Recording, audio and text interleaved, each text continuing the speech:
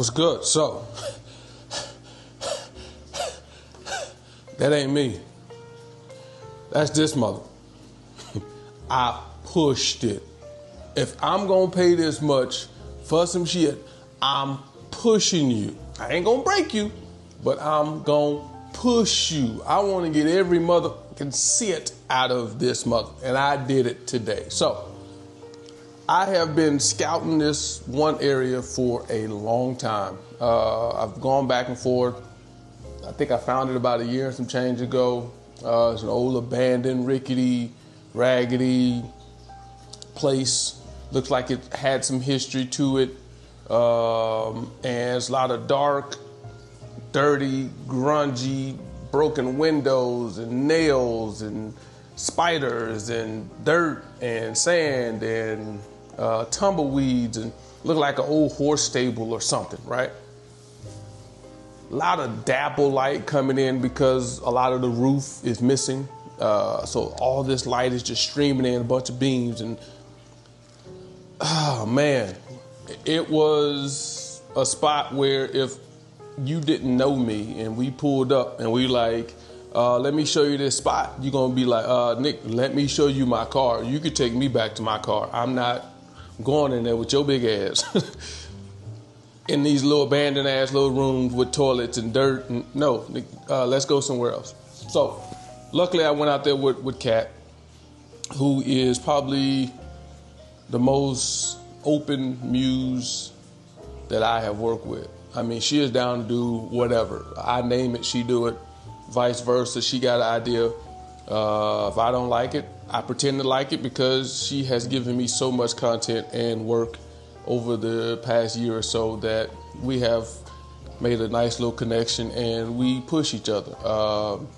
But it's not the area for the faint of heart. It's the area of the people that like a little dark and moody type atmosphere, man, and it is all of that. But this M11 Monochrome, man,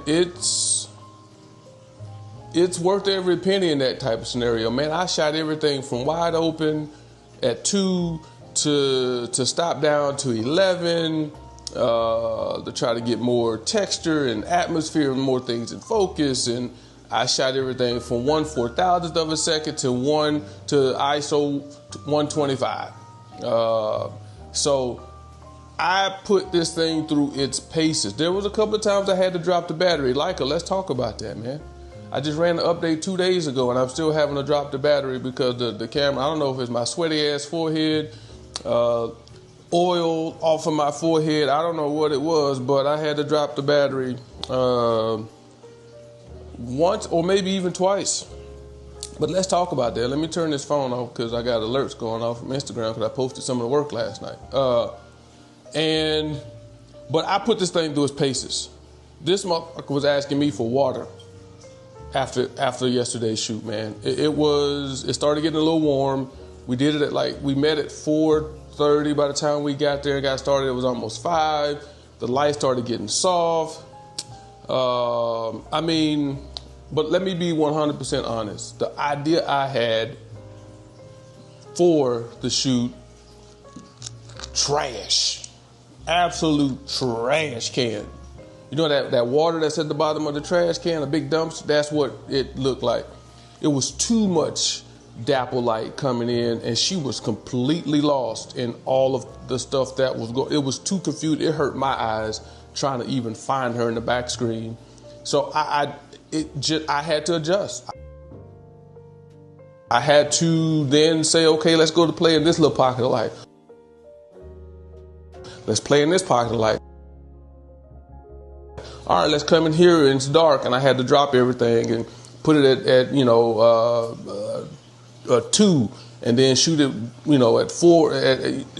I had to really push this piece of equipment.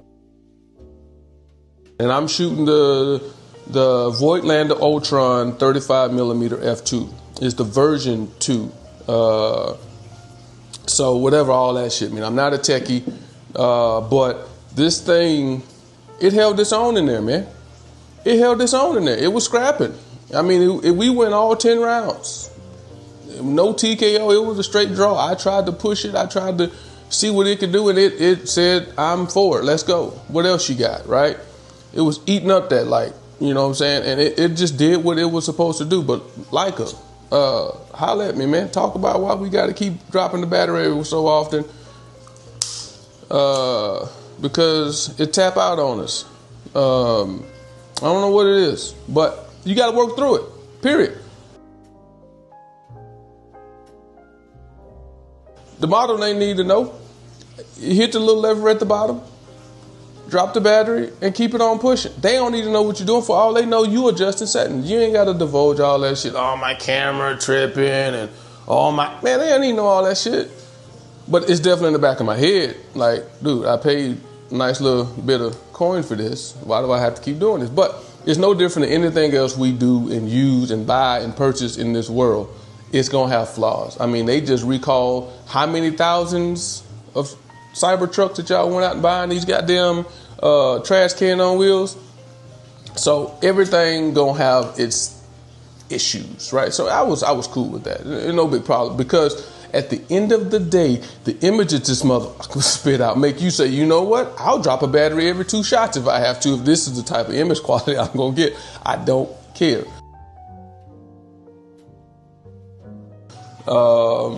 But yeah, we played with every single little building that she felt comfortable in. And there was a couple, she's a hard charger, right? But there was a couple little spots where I walked in first and I looked back and she's still behind me. Like, I'm supposed to go in there? So I would back out. I'm not going to push her to do nothing uncomfortable. So I would back out and say, okay, let's try another spot. Maybe that one ain't it. You know what I mean? I don't like the light anyway, type shit. Because I'm a big dude, man.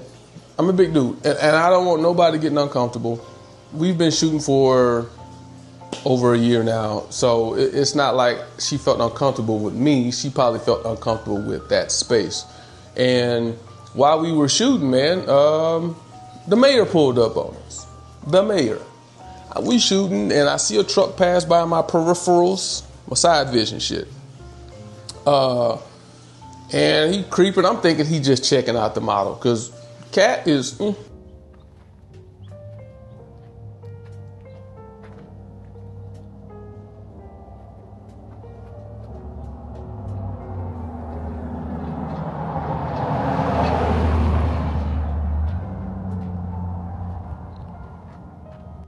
You know what I mean? So I'm thinking he checking out the model. I'm thinking, oh man, some old dude, little creeper, just want to drive by real slow just to try to get his eyes full before he go home to his old lady. And the Joker bent the corner, went down the dirt road. I hear a door shut, and next thing you know, some dude walking up, introducing himself, talking about, hey, you guys want to go in and shoot? We're like, shit, we already been in there, brother. Oops. We about done. We was at our last little spot.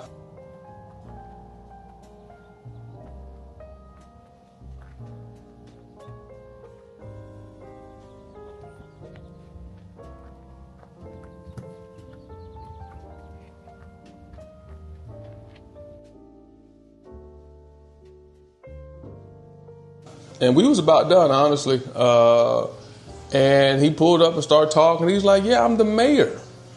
I'm the first Native American mayor to ever win that. I'm like, oh my, man, he started talking. I'm like, yo, this is a connect. This is a connect, because some of the stuff he was talking about was things I've already been thinking and spinning about wanting to do for either myself or the creators, that kind of thing. So we exchange Instagrams, like, you know, we don't change phone numbers no more, you know what I mean? We exchange Instagrams and we follow one another. And I'm going to drop him a line, man, to try to put a few things that we had talked about yesterday on the spot into motion, and try to bring my talent and see how I can help the city of Socorro put some shine on the art scene and the photography scene and shit in my scene, you know what I mean? So I'm always looking for that type of plug. So it was a great time, man. It was a great time. This M11, yeah. It's monochrome, man. It's hard to fuck with. I almost wanted to go shoot color. I did. I had it in my hand, but I said, you know what? I want one kit, one lens, one camera, I don't want to be fucking around with a bunch of stuff, especially in that environment, taking lenses off with all the dust and dirt and grime. I didn't want to deal with that, even, you know, with the chance of jacking up my sensor. So I just brought one camera, man, and so I'm gonna rock with it, man, and see how it turned out. Because it's a fun muse shoot, so it wasn't nothing really on the line. No money, no pressure, no this, no that, just fun, sharing the work with Kat, building her portfolio as she's still aspiring to model. I done did all this talking and I have yet to light this cigar. But I just really enjoyed going out shooting yesterday. It was absolutely a blast. It's always fun to go out and explore and push the limits of yourself creatively and push the limits of your equipment and push the limits of the model. In this instance, she was down for it. She was ready. She loved it. As soon as we drove up, she was like, oh my God, dude, this area is so dope. I can't wait to get out and start shooting. And we did that. And she showed out.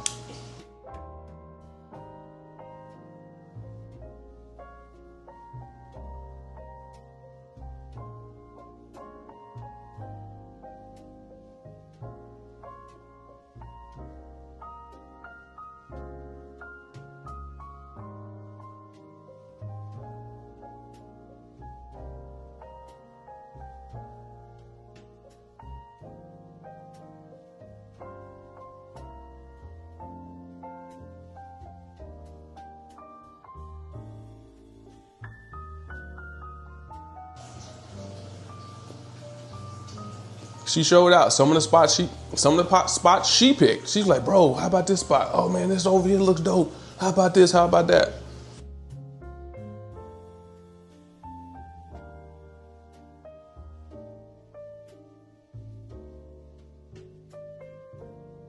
And that's what it's all about. Even when I work with my clients, paying clients, I'll ask them, what spots do you like? What spots do you think you feel more comfortable in? What pose? And that's another thing too we talked about with her is just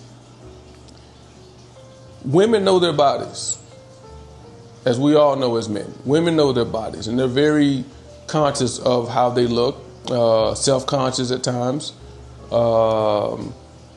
And it's good to be able to push the limits of what they would like to do because it gets them to open up, you know what I mean? And then at the same time, it helps you as a photographer learn how to ask those hard questions. What part of your body don't you like? What's your favorite part? What's your angles? What's this? Pick your chin up. Stop trying so hard. I gotta tell Kat that all the time. Stop trying so hard. You're trying to model. I picked you because you look naturally like a model. Stop all the little jawline, little tips and tricks and little things. Just stop doing all that. I will drop your head, turn your face to get all the jawline stuff working. You don't have to do all this shit like as if you don't have it already. I think a lot of women and a lot of people in general feel like they don't have what it takes to be whatever based on the way our society likes to view everybody. So it was fun. It was a great opportunity to go out and shoot. But that whole bumping into the mayor thing, man, I can't make this shit up. I couldn't have scripted it better. He just pulled up, you know, gave us a whole history rundown of the entire building, what it was used for. It was used as a farmer's house where workers lived. Some of them died. He was talking about they've done ghost tours in the spot, and they have one of them little meters where they do something and the meter starts moving type shit. I'm like, okay. I would have liked to have probably known this before I pulled up in this motherfucker, but now I know, you know what I mean? But the spot is so dope, I still would go, you know what I mean? If you're into all that witchy, paranormal activity type stuff, go visit. Go when the sun down. I'll meet you when the sun come up. Or damn near down. I ain't no scary ass dude, but I ain't stupid. I don't play with that type of shit. But anyway, Leica M11 Monochrome, love you. This Voigtlander 35, love you. You did your thing. I took the hood off and even got and played around with getting some flares. It was dope. But anyway, man, y'all know I don't like to get too long-winded on these things, man. Enjoy images, please like, share, subscribe. It helps the channel a lot, helps me a lot, helps my self-confidence a lot. You know what I mean? I'll be honest with you. I like to see them numbers ticking up. You know what I mean? I would like to have way more followers than I have videos. Right now, it's like I got a video per follower. One follower, one person likes a video every time and they subscribe. You know what I mean?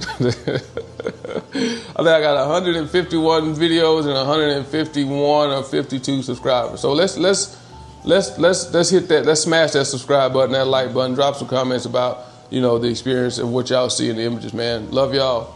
Peace. Until the next one, man. Deuce.